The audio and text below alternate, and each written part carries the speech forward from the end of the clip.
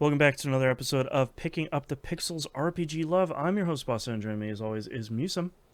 Hey, Quick note here: I have a new microphone, so if things aren't sounding great or sound a little weird, that's why. Getting used to it here.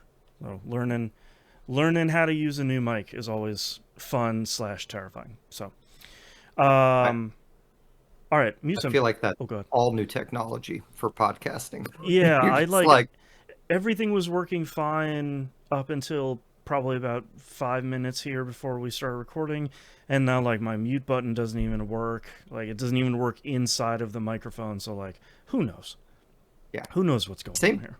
same deal when you're in a band and doing live shows. Yeah, I can only imagine. I was just like, all right, we've practiced. Everything looks good. Nope, things are broken. Great. So Yep. yeah. All right, Musin, what have you been playing this past month?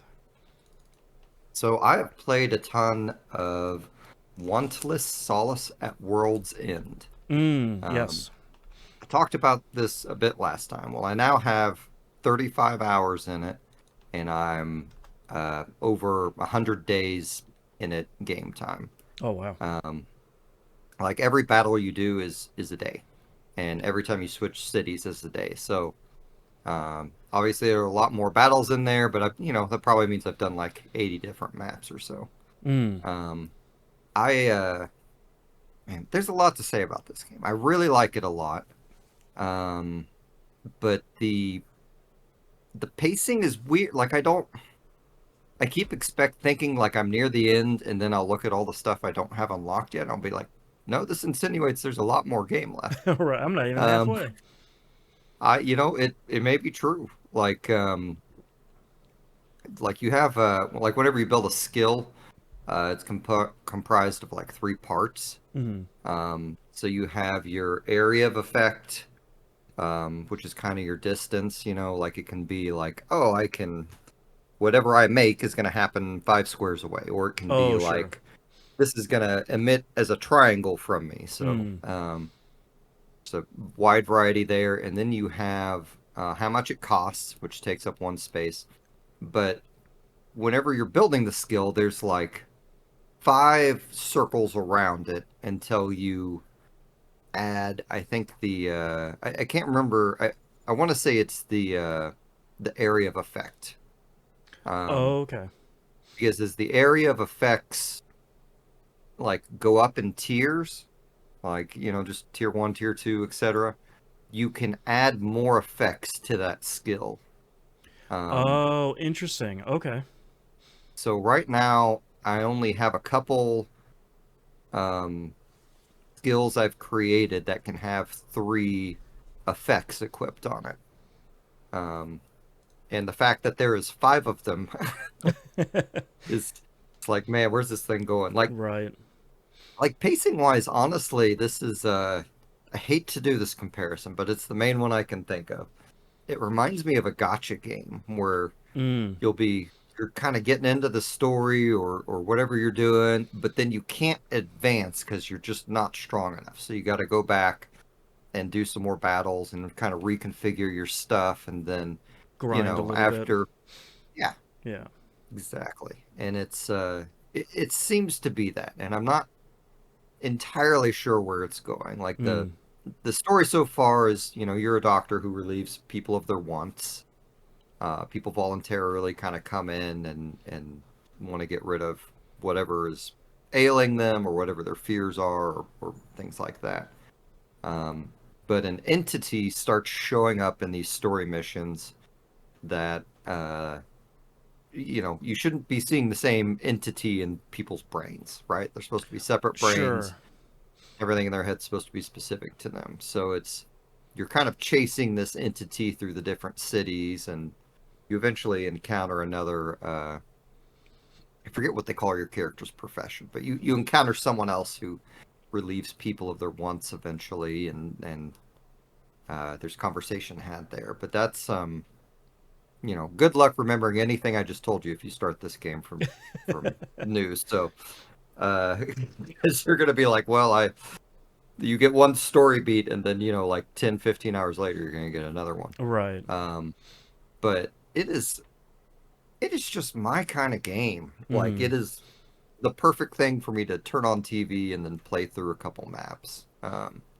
And it stays consistently challenging. Oh, interesting.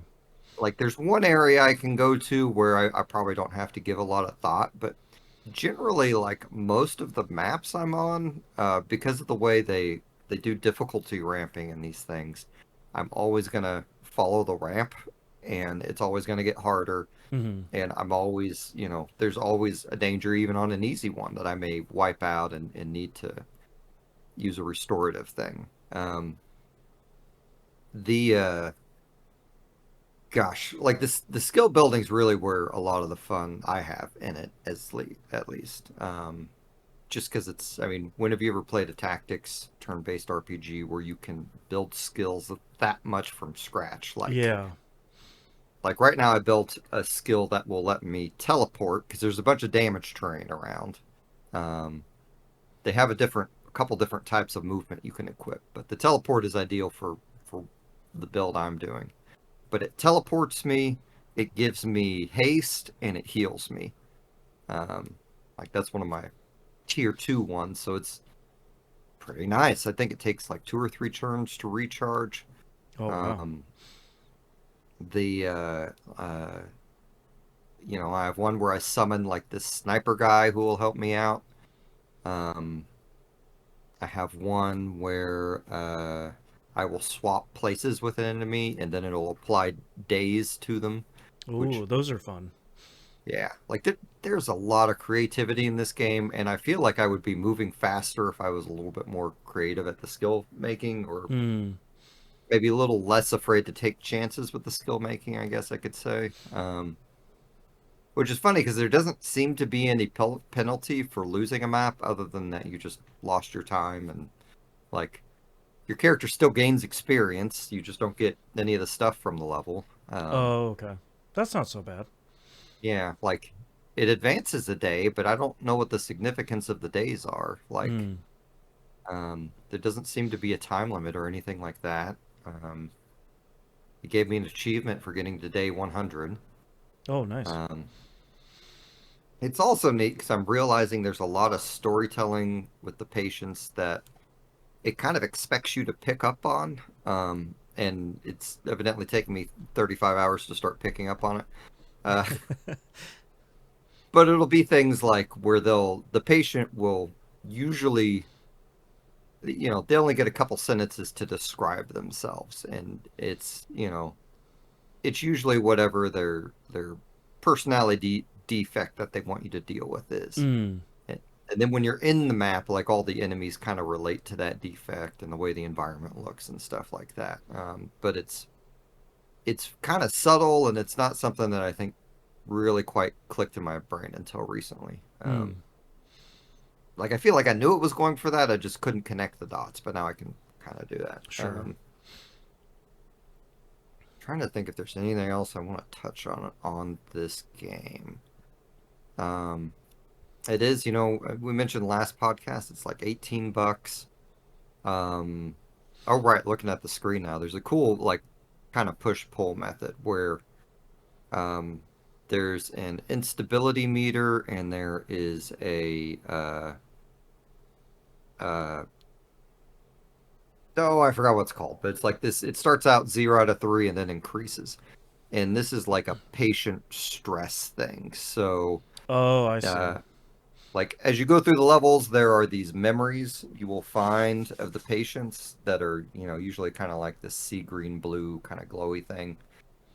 If you're watching the video, you can kind of see one in the screen right now. If an enemy destroys one of those, then their instability goes up, right? Oh, okay. So, like if you're on a map and they immediately destroy 3, then you're booted out of the map. Like you can't Hmm. can't recover from that. It's a lot Um, like Darkest Dungeon's stress meter essentially, where it's like you can kind of push further and faster into this mission if you want, but you might get kicked out sooner. But if you kind of take a slower pace, you might be able to be in there longer. Man, actually, that's an excellent comparison because like the Hmm. other level mechanic they have is that you can go further into a person's depths. Mm. Like you go in with your overall mission objective of, kill X of these enemies or something like that. But you can immediately go like, I want to explore the depths of their consciousness. And the Mm. second you go down one depth, the instability increases by one. Gotcha. Um, and so far I've unlocked 3 tiers of it. Um, and the fact that I have maybe an eighth of the whole skill grid unlocked. Um, And that skill I grid's don't, huge too. yeah, like I don't think this is going to be a game where you're going to be able to fill out that whole thing. Mm. I think they probably have a difficulty they want to maintain and they might prevent you, but I have no idea. I Right. don't know where this game ends. I Right. don't, as I said, the pacing's weird. And there's a lot of the skill grid is locked by different keys you find, and I have not found at least two of those types of keys yet. Um, Oh, okay. they seem to only be available from story missions and special patients. Uh, but yeah, Darkest Dungeon's a great comparison. This is easier than Darkest Dungeon though. Okay. I was terrible at Darkest Dungeon. Thankfully, not harder than Darkest Dungeon. Yes. Um, and I guess the other thing to note for anyone who decides to try this, whenever you encounter a story beat in the game or with a story character, like if you're like me, then you're like, oh man, I better finish this before something goes wrong. And Mm-hmm. the reality is you can take your time. You don't have to do it immediately. Oh, nice. Chances are you're going to get wiped the first time you try it. So, go do some other stuff and come back later. Right. Um, but I really like this game. I don't. I'm a little worried that I'm starting to reach a point where it's going to get a little too samey for me Sure. if the leveling up aspect doesn't significantly increase soon. But you know, like I think this last podcast where you were reading one of the developers' descriptions where their intention was to do these 10-minute missions, and Mm-hmm. that's fairly accurate. And Nice. it's really easy. If you go to tier 3, like you're probably in there for 20 minutes or something. Right. But But it's still not like a 2 hour mission. exactly. Yeah, that's nice.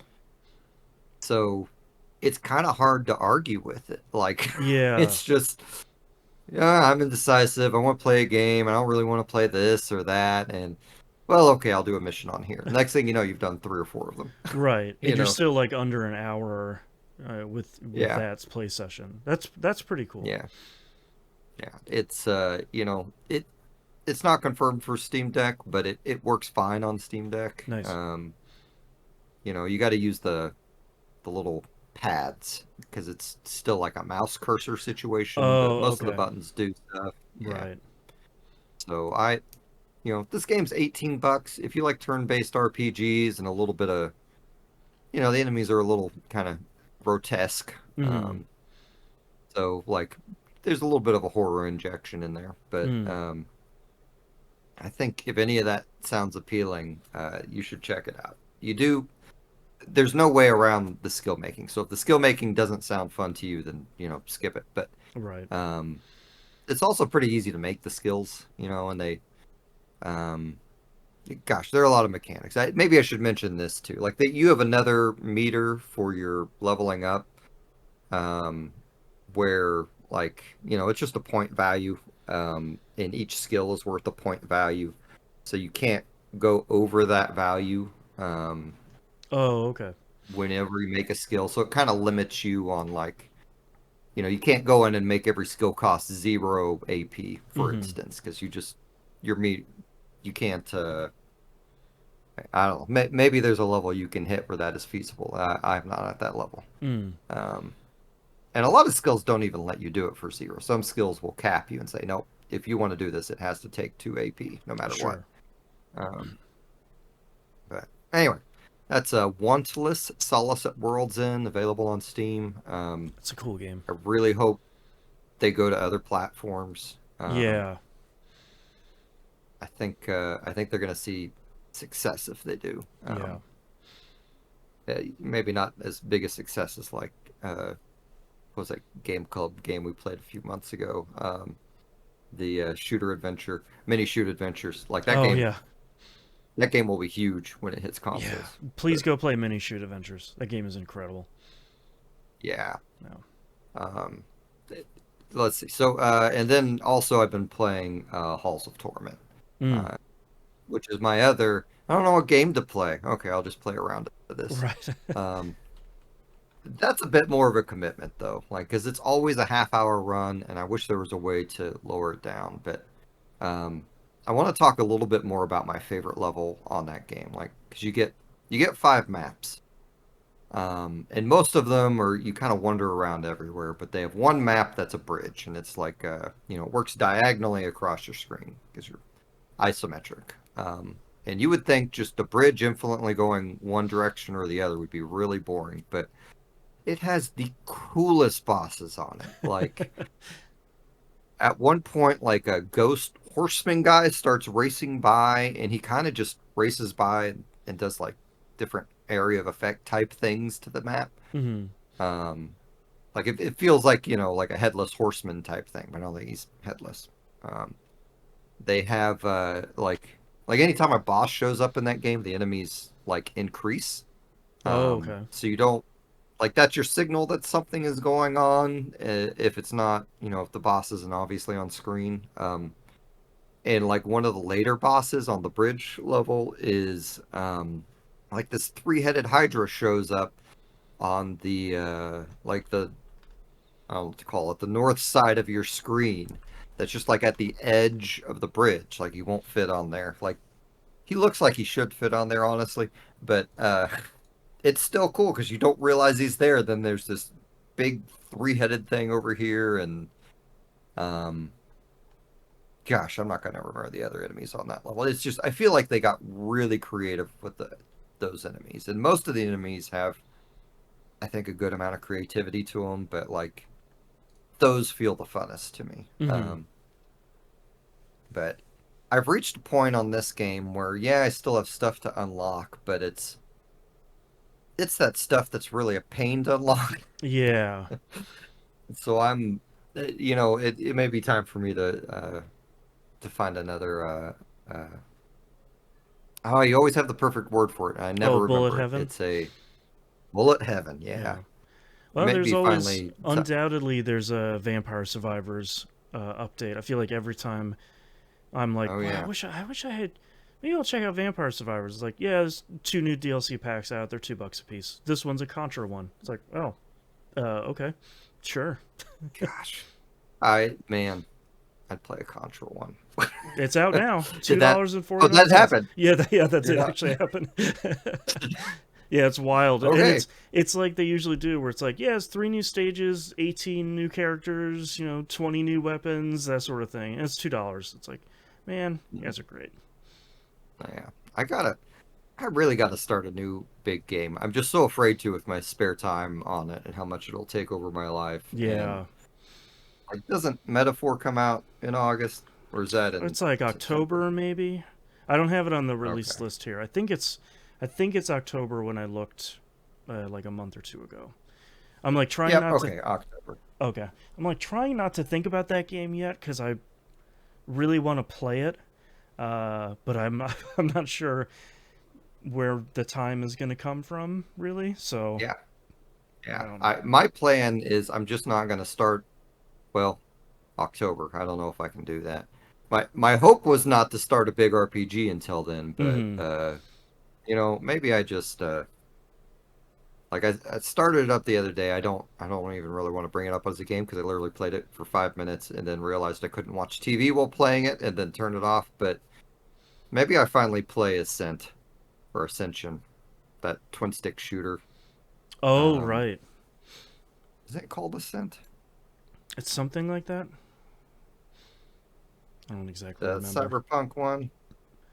Uh, it's something like that. Yeah, it is the Ascent. Anyway, but Oh, the Ascent. Yes, yes. Okay, now that's the one I remember now. Yeah, I played that. I really liked that, but um, yeah, that one takes a little bit more of a commitment. yeah, I've been playing these lazy games too long. Right, right. Although I say that, there's nothing lazy about about Wantless. That's true. It's just turn-based, so you can look up at the TV. Yeah. And I still got to start Unicorn Overlord. That one I'm afraid of because Mm. that could easily bleed into October, Yeah, I gotta get but back maybe I to that do. one. I played that and I like got deep enough in to get past the tutorial stuff, and I was like, wow, this game is really good. And then something else came out that I needed to play. It was probably Final Fantasy VII Rebirth. And I was like, I'll be back to Unicorn Overlord in no time. How long can this game be? And then, you know, insert the game that we did a spoiler cast for that took 3 hours. So, you know, that Uh, long. I keep I keep forgetting about that one. I need to go back to that. It really left a sour taste in my mouth, and I know it is better than my memory is telling me. I wonder if a little Um, bit of time away from it maybe warms you up to it. yeah, yeah. And I have time. They are going to come out with that for 2 or 3 years at least. Oh, yeah, for Um, sure. so anyway, that is all I've been playing, Boston. So what have you been on? All right, I've got 4 games here, so let's talk about the one game that doesn't relate to the other three. Destiny 2, we're deep into, what are they calling it? Act 2 of Episode 1. So, as a reminder, they're kind of, episodes are 4 month long, essentially, seasons, but, rebranded lightly. Um, and then every month or so they come out with a new act of it, so it's essentially broken into 3 parts.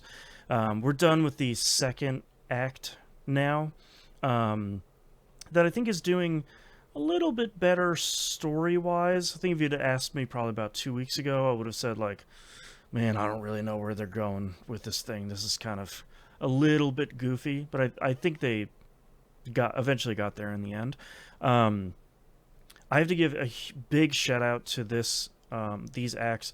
The first act had a new kind of open area activity called Breach Executable, something like that. It's all like Destiny names.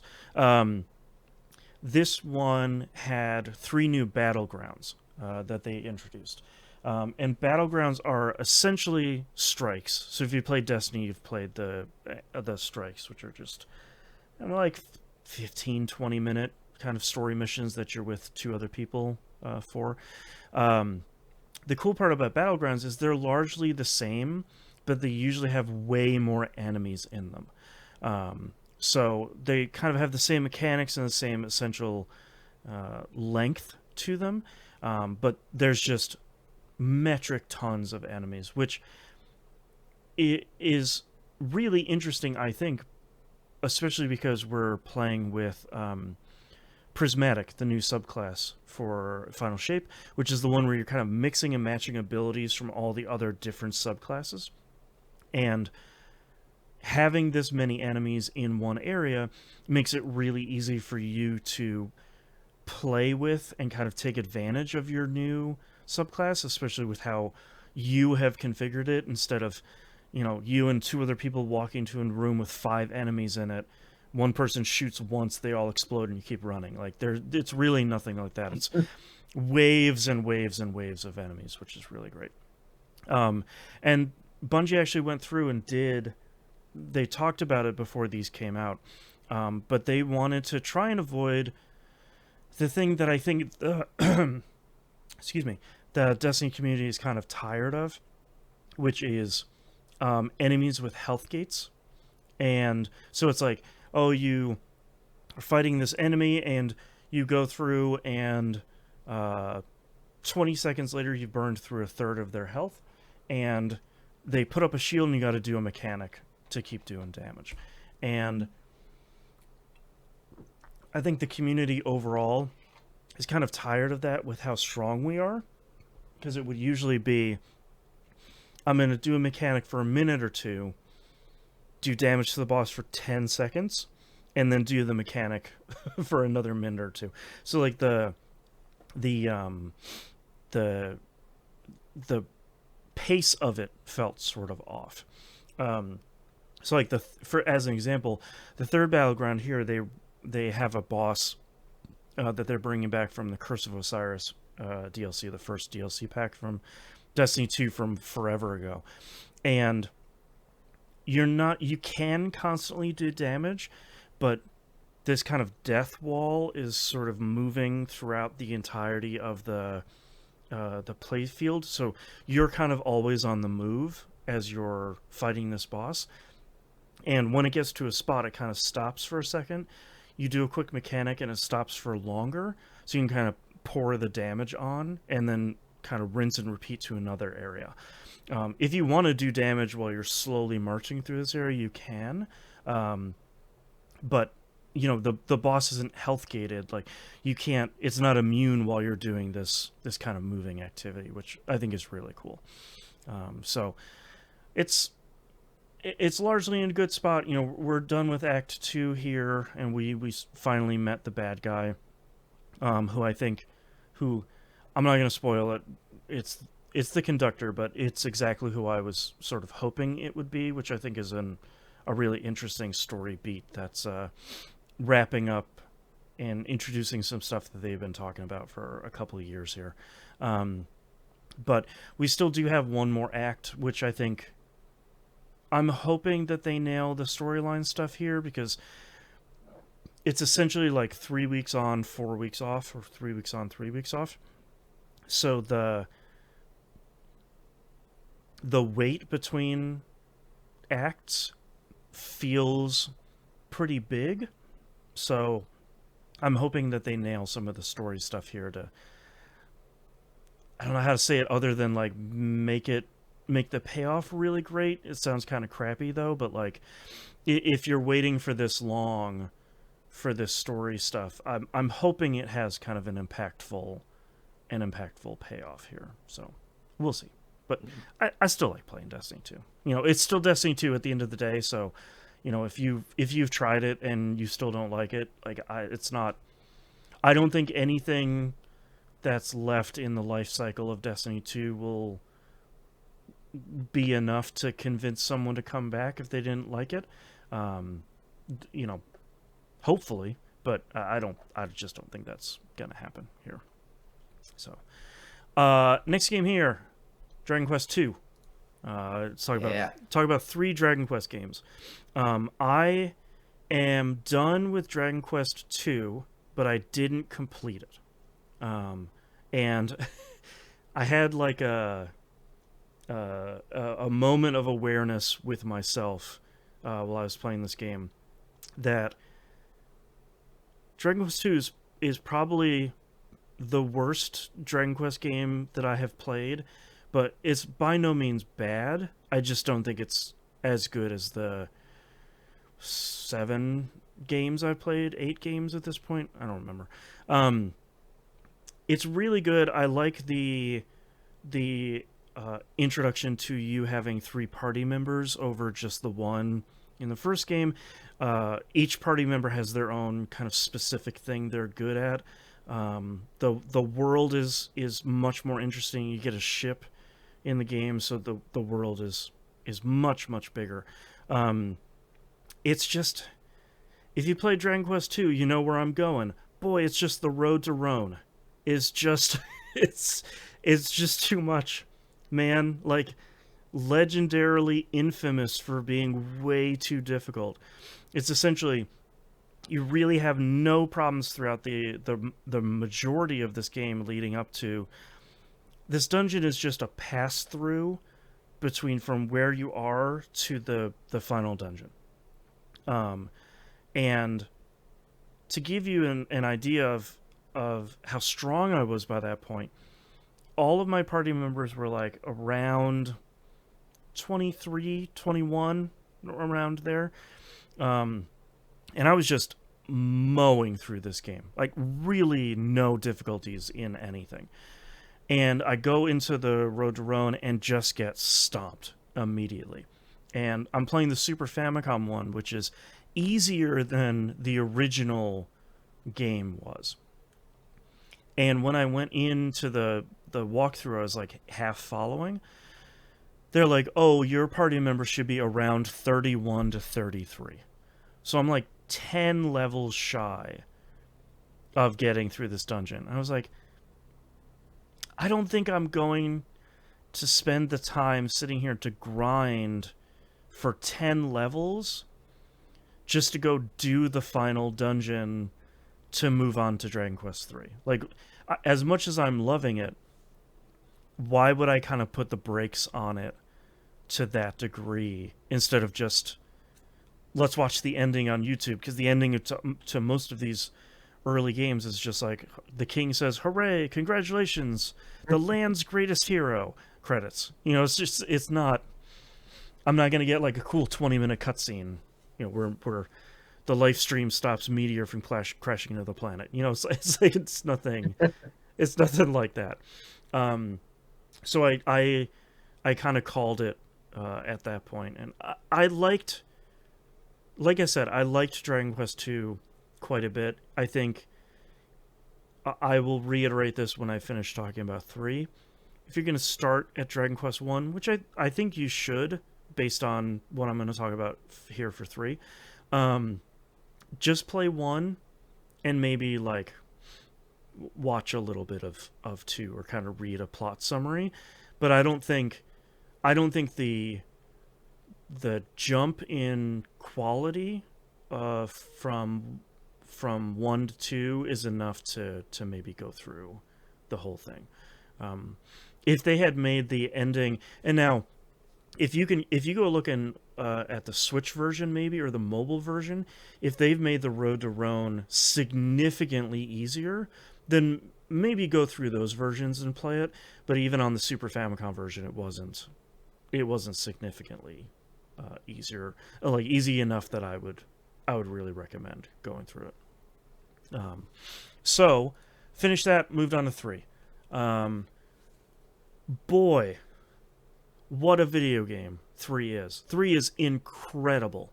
I was before I played this, I was really surprised at how many people were like, of course they're making an HD 2D remake of 3. It's the best Dragon Quest game.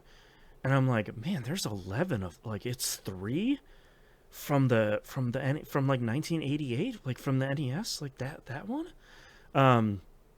But yeah, man, 3's really good.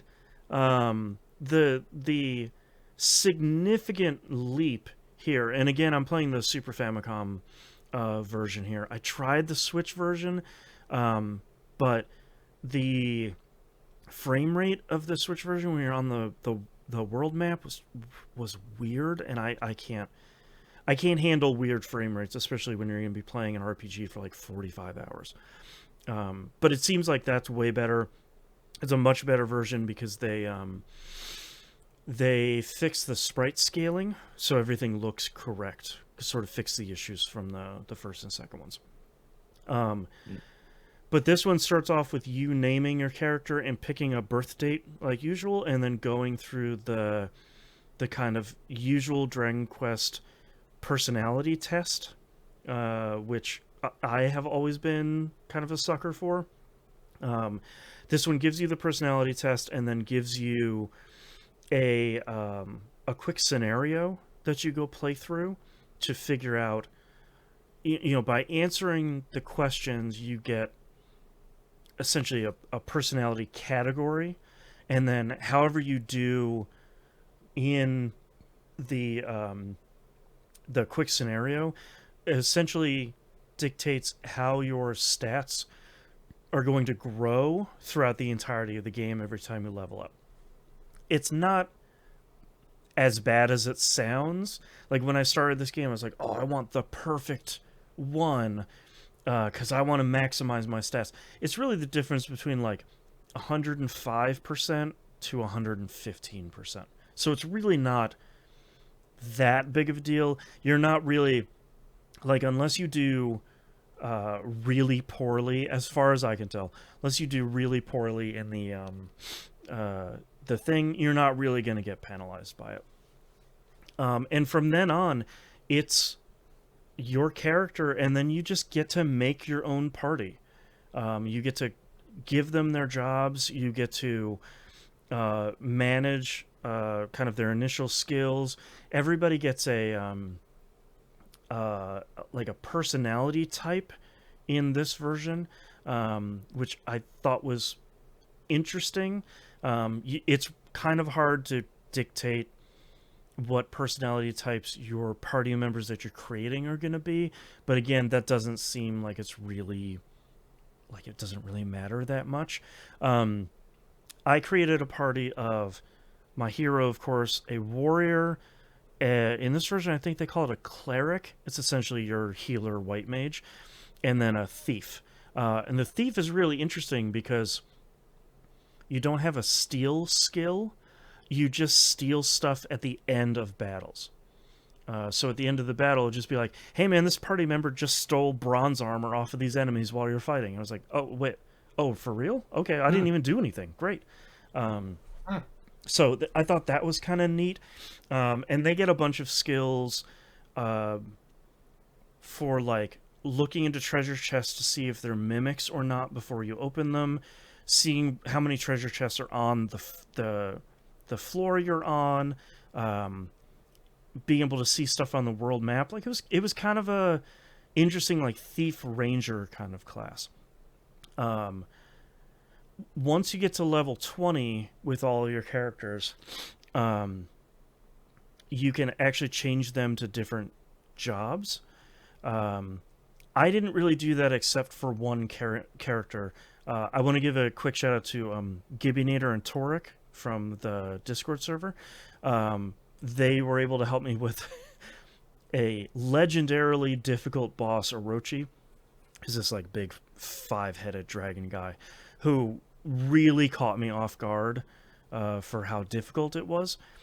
And they thankfully, if anyone's playing this game, I'm not sure if it's going to be the same in the remake, but essentially you just want to mitigate breath damage, which is like this is the one battle it really matters in, because it's gonna just blast your party with dragon's breath essentially, and get a bunch of armor that decreases that value. Um, but Gibbinator reminded me like, hey, don't forget to change someone to the Sage class, and there's a bunch of different ways you can do it in the game that I'm not going to go into, but I was at level 20 and I had the item to change one of my characters in the Sage. And of course, because this game is like 30 years old, I go online and I say, all right, which is the best class to turn into a Sage? Which was really my first problem. Because it's like 30 years of RPG nerds like us arguing about like, well, I can't believe you should change this one. Why wouldn't you want a warrior that knows magic? And I was like, oh, okay, boy, here we go. So what I eventually did is I didn't have my. I wanted to leave my warrior alone because they were doing incredible damage, and I didn't really want to change my cleric, my healer, over yet, if at all, because they hadn't learned the spell that heals your entire party a little bit. So I thought I've been juicing up my thief's agility throughout the entire game. The only downside of changing your party member's job is their I think it's just their HP gets cut in half and they go back to level 1. But their stats stay the same. And that was a really great choice because then I eventually the Sage class, just to clarify, is basically they learn the cleric and the wizard's magic. So it's I talked about it on TVGP recently, where it's like the Final Fantasy Red Mage if they weren't garbage, because the Red Mage is only like learns like the first 2, maybe 3 levels of magic. This just learns all of them. So it inherited the thief skills, but it also started learning all of the black magic and white magic essentially. What was really great then is I had a healer that goes first every turn, no matter what. And usually going first before enemies, even bosses would go first. So if I got my party in a really bad spot, here comes my healer moving first to res someone or heal them to full or whatever. And that proved invaluable throughout the rest of the game. And I really thought I liked this game a lot, and then I beat the final boss, and it wasn't the final boss. I don't know how much I want to go. Are you super worried about spoilers for this? Uh, I'm not. I am eventually going to play that 2.5 3D Okay, remake, I think, but okay. it'll be next year, so there's a good chance I will forget anything you tell me. I'll avoid some of the bigger spoilers here, though. Then, if you want to know the specific spoilers here, I talk about it in. I gotta pull up the show notes here. TVGP episode 875. I kind of go into it, but once you beat the final boss and then you kind of get the next story beat, I was so excited to see how this game tied into Dragon Quest 1 and 2 in a way that I really wasn't expecting. And I had been spoiled about some of this stuff because this was largely the impetus for me to play through these games was people being so free about spoilers uh, after three's remake got announced, and people were like, "Well, I can't believe they announced three because at the end of this game, bleh, spoilers." Um, it's so cool. Like it sort of it will be interesting because I'm not sure how it will land with three coming out first, and then the one and two remakes coming out at some time in 2025. Um, and when those come out, I'm just gonna replay all of them. Um, but how three relates to one and two is so good, and even with the minimal amount of text in this game and in one and two, it just landed in a way that I thought was really impactful and really cool. Um, Mm. I'll reiterate again. I think people should go through and play one at the very least, because one and three are kind of tied the closest. Um, and if you want to skip two, that's probably okay. That's probably the call I would make too. But the one of the big benefits of one also is it's short. I mean, like you can blow through that game in a handful of hours pretty easily. Please follow a walkthrough. Like realmsofdarkness.net has all the maps and stuff. Follow some of those for the dungeons. Um, but both of those games were really good, and two is fine. It's certainly not the best out of the three here. But man, just really cool. It makes me really happy that I have finally gotten around to playing these games. And I was talking about it on TVP lately of I think one of the things that I like so much about these games and why I've been sticking with them lately is it's the thing I've always liked about these games is they're just not only they're like really great blue sky games, they're just so relaxing. Like even hard boss battles aren't really that hard because the turn-based system is really solid. It's never really. I'm not like playing Final Fantasy VII Rebirth, where I have to like dodge and cast magic and do all this other stuff. Like I'm just doing the first-person turn-based stuff, and it's all just really great. Um, so, um, one, two, and three really great. The like Edric trilogy. But now that I'm done with three, I am on to four, which Real quick, yeah. I looked it up. Mm-hmm. Both the 2.5D remakes are coming out on Steam. Um, Oh, nice. That's great. so Yeah. that will be my intention to play those next year. Yeah, play them on the Steam Deck. Yeah. I think I have my Yeah. copy pre-ordered on PS5, largely because I wanted to see that like Dragon Quest 3 artwork with the PS5 like strip on the Mm. the box and be like, "Yeah, this is really weird. Dragon Quest 3 is on PS5. All right." But yeah, that game is really good. I just finished it and I'm very excited to play through it again. So 3 is really good. Um, but I have last game I have to talk about here is Dragon Quest IV. I have started that. I d- I should have figured this out based on the subtitle of the game. It's called Chapters of the Chosen. I should have realized that this was the game that has all the kind of like mini campaigns with the different number of people that all combine into the last chapter. That's the kind of the big chapter of the game. Um, I have completed the first two chapters. First one is Ragnar's chapter. The second one is Alina is her name. Um, Ragnar's chapter was pretty interesting because it took, I don't know, 30, 40 minutes. Like it was fairly short.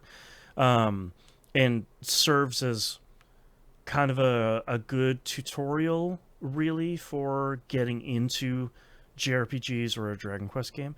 Um, like you befriend a healing slime, Healy, that you can't control, and it really just seems like, hey, this is just gonna be the thing that's going to heal you as you kind of smash yourself upon the rocks, getting used to a JRPG here.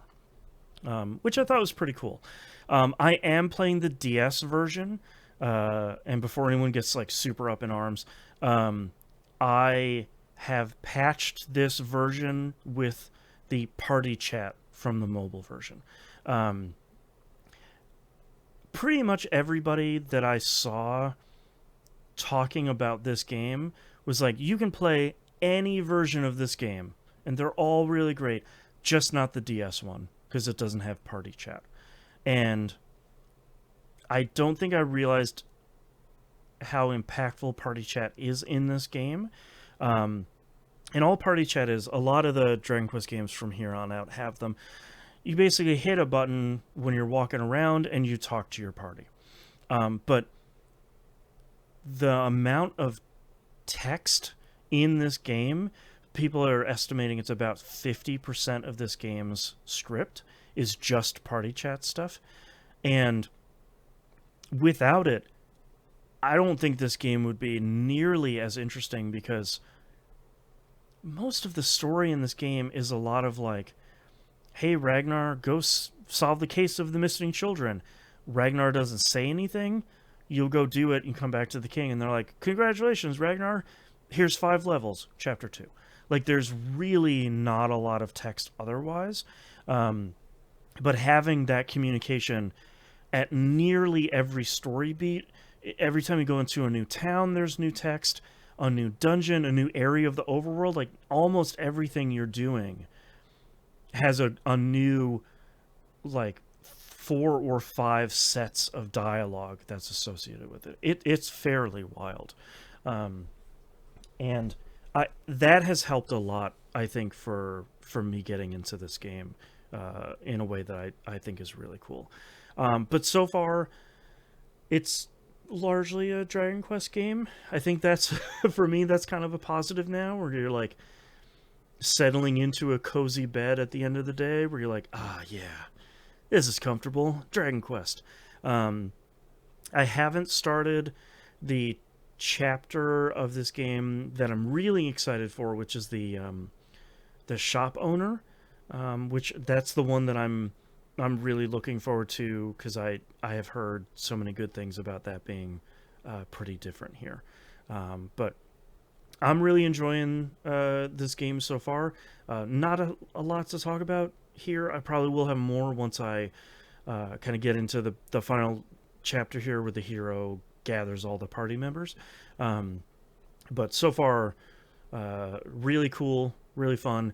I have played Dragon Quest V already, which is probably my favorite one, and it's a little bit of a bummer that I'm not going to be able to play it again because I think that game is incredible. But I got to keep the train moving, especially I know almost nothing about 6, so I'm excited to play that one. But I'm looking forward to / dreading Dragon Quest 7. That's the big one. Largely due to length. So That's a long What one. platform's that one on? PS1. Um, PS. Okay, yeah, that's a dangerous platform yeah, for length. most people estimate it at about 100 hours of like actual genuine playtime, which is exciting and daunting all at once. I know a lot of people recommend the DS remake of this, but I'm I'm going into 7 excited about the prologue because I think that's a cool way of opening an RPG. Um, and I know that I'm sure I will have firmer thoughts about it once I eventually get into it. But I like the idea of you going through a number of hours of this game with no random encounters.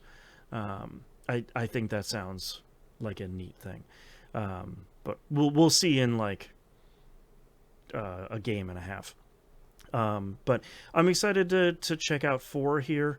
It seems pretty cool. It's very weird to finally hop into official translations and kind of quasi 3D stuff here on the DS. But it is kind of nice to see the dungeons and when you're in them stretch across both screens. So it's kind of fun to see way more real estate in each of these games. So I don't know. It's cool. I like these. I like these chill, relaxing, blue sky, goofy games. They're really fantastic.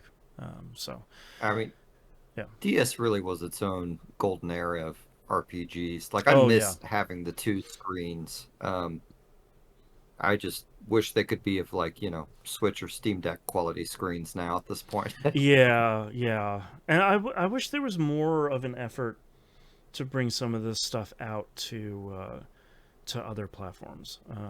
Yeah. I know that it's an interesting challenge to kind of emulate this stuff, but I think a lot of the work they did on the Wii U helped a lot. And you see a lot of emulators just saying like, here's a big version of the main screen, and you can pick which one the main screen is, top or bottom, and then you Mm. kind of have both of them here on the side if you want to look at the map or whatever else is on the top or bottom screen. So I think that's interesting, but it's Yeah. cool.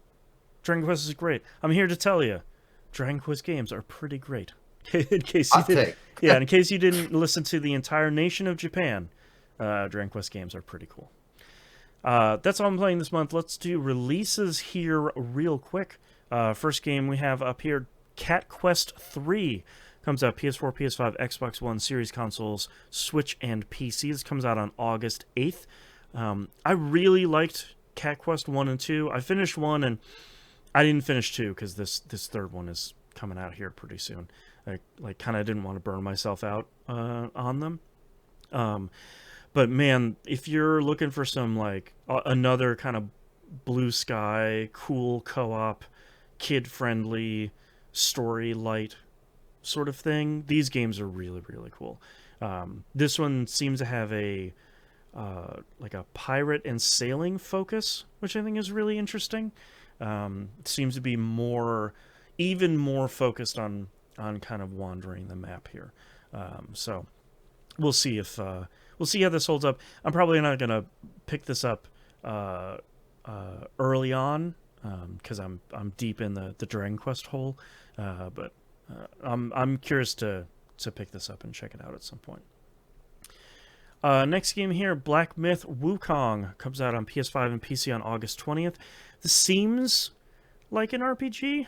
I'm trying to tell the difference of, is this a Soulsborne that has stats, or is this a hack and slash RPG that has stats and armor and equipment and things like that? So I'm not.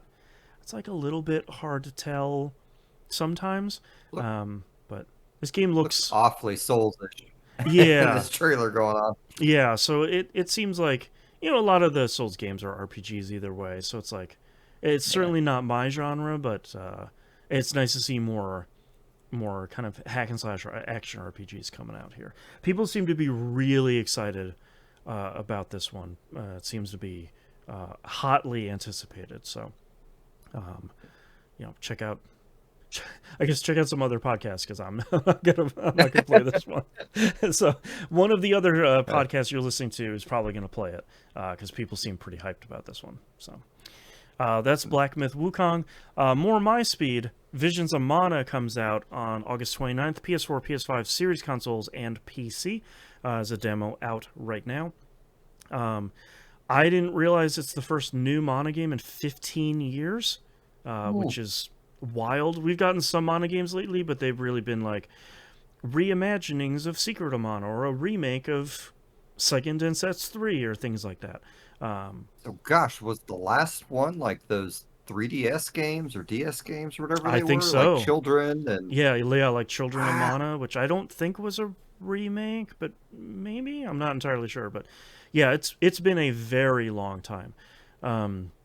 So I think we're talking about Dragon Quest being Blue Sky Games. This is like one of the most blue skyest game with the most colors and kind of the fun hack and slash stuff here. So only thing I haven't been able to see is I feel like Secret of Mana was sort of famous for you being able to do co-op. I haven't seen in this one if you're able to. I'd be a little bit bummed if you weren't able to, because I think that's been a thing that I've liked in some of the ones here. But I'm just happy to see that there's more Mana games coming out, because these games have never been like the heaviest of lifting. My favorite one is Legend of Mana from the PS1, and even that is sort of like, go get the bad guy. Dark McNasty is always like their name of just like, yeah, that's the bad guy. It's we're gonna defeat the bad guy. Here we go, that sort of thing. So I mean, I always think about coming to these games for like the artwork and music. Yeah. I should see if Shimamura just does the music for this one. Actually, I don't know. Her stuff is always incredible. Let's see who. Despite me falling off pretty hard of whatever the third game was called, I was playing like an emulated version, and I really do want to kind of try out the remake they made, because I bet that fixes enough of my issues with it that I could enjoy it. Yeah, I feel like people were really positive on a lot of these remakes. I think the one that people were cooler on was the Legend of Mana remake that they did, but that wasn't even a remake. That was a remaster of just like, all right, it looks a little bit better and it loads faster now. Because that game didn't really need a lot. It looked pretty incredible when it came out. And it's nice to see Visions of Mana kind of extending that like very big, colorful, like almost watercolor effect that a lot of the Mana games really have. So that's cool. I might try this demo, but I don't know if I'm gonna pick this up early or anytime soon, because God, in year of the RPGs, there's enough RPGs I have sitting under my TV unopened that I haven't even gotten to. Like Persona 3 Reload, played maybe less than an hour of that. That's rough out there. Yeah, same. Yeah. All right. That's all the releases we have for this month, which means that's our episode for this month. Thank you very much, everyone, for listening. If you'd like to visit us, you can do so at pickingupthepixels.com. Everywhere to find and follow us is on the right-hand side of the page there. Also, don't forget to check out campsite.bio/E1M1. Those ones are numbers for all the social links, like Twitter and Blue Sky and Reddit and RSS feeds and all that stuff. I can get all that stuff over there. Musim, where can we find you online? You can find me at my Linktree, linktr.ee/John Musim. And you should pay attention to my social feeds this next week, because I may have a music announcement pretty soon. There you go. Sorry, I was taking a drink here. You can find all my social media stuff over at campsite.bio/Jansten. Jansten. Get all my links over there. And I think that's it. So we'll see you all next month. Bye. Bye.